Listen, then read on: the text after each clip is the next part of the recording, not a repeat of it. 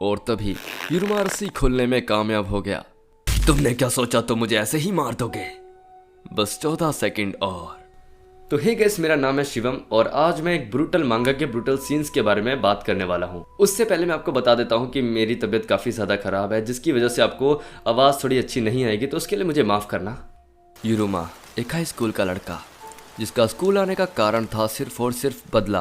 कुछ करने से पहले वो देखना चाहता था उस स्कूल के जितने भी बदमाश लड़के थे कहीं वो बदल तो नहीं गए। तो जैसे ही युरुमा स्कूल में कदम रखता है तो वहां पर एक लड़का आता है जिसका नाम होता है मोका। और मोका उन्हीं बदमाश लड़कों में से एक था। पर हैरानी की बात है, कुछ समय के लिए तो युरुमा को लगा कि मोका बदल चुका है, क्योंकि उसे देखकर तो ऐसा ही लग रहा था कि उसने कभी उसे परेशान ही नहीं किया, बल्कि वो तो उसका एक सच्चा दोस्त है। पर युरुमा गलत निकला। मोका अभी भी वैसा ही था जैसा वो पहले था। वो बिल्कुल भी नहीं बदला, वो तो बस एक नाटक कर रहा था। तो मोका ने उस मौके का फायदा उठाया और युरुमा को किडनैप कर लिया।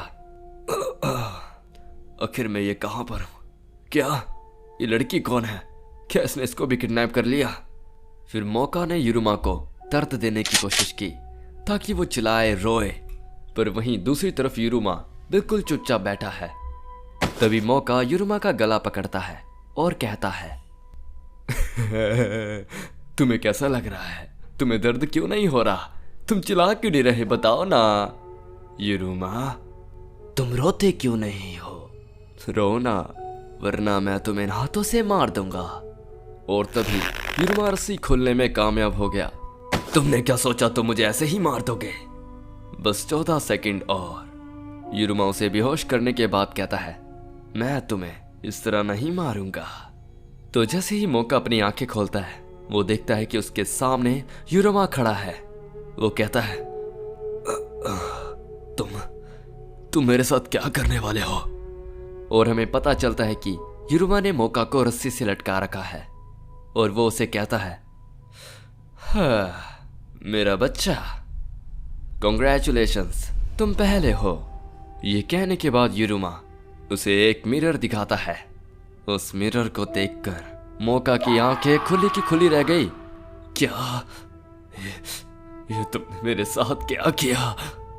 और हमें पता चलता है कि युरुमा ने उसकी स्किन को उसकी बॉडी से अलग कर दिया है। तुम मुझे दर्द का एहसास कराना चाहते थे ना, तो मैं तुम्हें दिखाता हूं कि दर्द किसे कहते हैं। और इतना कहते ही वो अपनी उंगली से उस छिली गई जगह को छूने लगता है, जिसकी वजह से मोका को इतना दर्द होता है कि उसकी चीखें निकल आती हैं। मुझे जाने तो, मैं तुम्हारे आगे हाथ जोड़ता हूँ।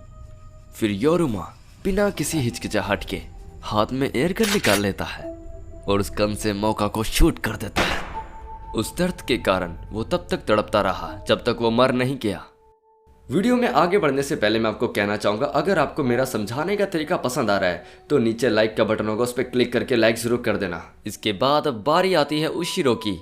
अगले दिन युरुमा स्कूल में जब सबसे ओशिरो के बारे में पूछता है तो उनमें से एक लड़की उसे बताती है कि ओशिरो की करेन नाम की गर्लफ्रेंड थी। वो दोनों हमेशा खुश रहा करते थे, पर एक दिन करेन अचानक से गायब हो गई, जिसकी वजह से ओशिरो को बहुत बड़ा सदमा लगा और उसने स्कूल छोड़ दिया। वही दूसरी तरफ हम देखते हैं ओशिरो अपने हाथों में खाना लेकर एक सुनसान बिल्डिंग में जाता है और जैसे ही वो दरवाजा खोलता है ये क्या, करेन तो उसके पास है। हम सोच रहे थे कि करेन गायब हो चुकी है। और यहाँ पर हमें कमाल की बात पता चलती है कि हमारा युरुमा उसका पीछा कर रहा था और जैसे ही उसे पता चलता है वो ओशिरो पे हमला कर देता है। फिर हम देखते हैं कि युरुमा ने ओशिरो को एक कुर्सी पर बांध दिया। तो ओशिरो चिल्लाते हुए कहता है, अबे ओए मुझे खोल वरना मैं तुझे मार दूंगा। फिर युरुमा उसकी आंखों की पट्टी हटाता है और उसे एक अजीब सी चीज दिखाता है। अबे ओए, तू जो मेरे हाथ में देख रहा है ये एक छाते की तरह काम करता है। तुझे इसके पीछे जो चाबी दिखाई दे रही है, जब मैं उसको धीरे धीरे घुमाऊंगा तो इसका मुंह धीरे धीरे खुलेगा। और ये क्या भाई, युरुमा ने तो उसकी कुर्सी के नीचे एक छेद कर रखा है। फिर बिना किसी हिचकिचाहट के युरुमा वो यंत्र उसके अंदर डाल देता है, जिसकी वजह से उसको काफी ज्यादा दर्द होता है और वो चिल्लाने लगता है। और बस जैसे ही युरुमा चाबी घुमाना शुरू करता है उसकी चीखें निकल आती हैं। वो जोर जोर से चिल्लाने लगता है। उसे इस तरह तड़पता देख योरुमा कहता है, ये तो सिर्फ शुरुआत है, अभी तो एक और राउंड बाकी है। और तभी हम देखते हैं कि उस रूम में कारेन एंट्री लेती है और हम देखते हैं कि उसके हाथ में उस उपकरण का छोटा वर्जन होता है।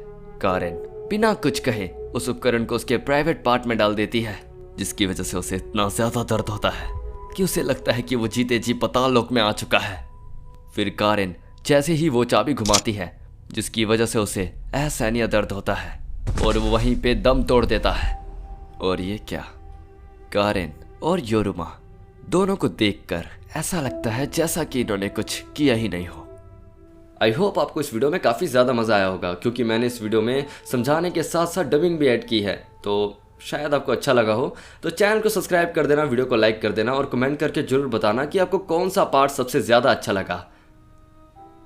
बाकी मैं चलता हूँ, बाय बाय, नेक्स्ट वीडियो में मिलते हैं।